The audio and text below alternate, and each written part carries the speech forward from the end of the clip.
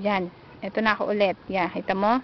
Doon ako galing. Doon sa kabilang side. Yun. Doon ako galing. Okay? O, maliit na kalsada. Harap na to. Harap ng maliit na kalsadang nakikita mo. Yan. Ito na yung isa pang pundasyon din yan. Maraming ganyan. Ito yan. O, yan. Ito. Muhon. Yan ang muhon. O, PS. Muhon. Yan.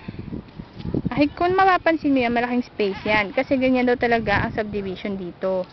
Kailangan mayroong space for government yata yan. Kailangan lang gardening.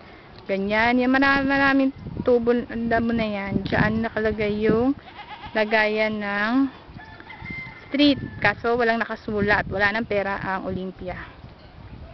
Wala siya nakadisplay. Yan. Kita mo yan. Hindi atin yan. Ang magiging style niyan, ganito. Yun. Ito yung pinaka corner. Yan. Kita mo yung pako yan. Yan ang pinaka corner niyan. Okay. Sa kabilang side, ganun din yan. Yung hindi kasama sa corner na yan, hindi atin lupa. Sa government yan.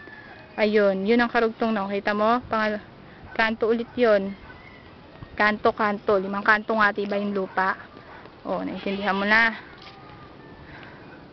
Yan. Ayan ang tubig. Hindi ko alam kung may kumukuha dyan sa gabi kasi nakabuyang-yang lang yan.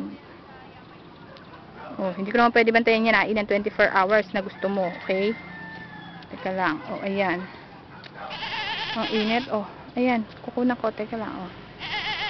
Yan. See? Ganyan lang naman siya kalaki.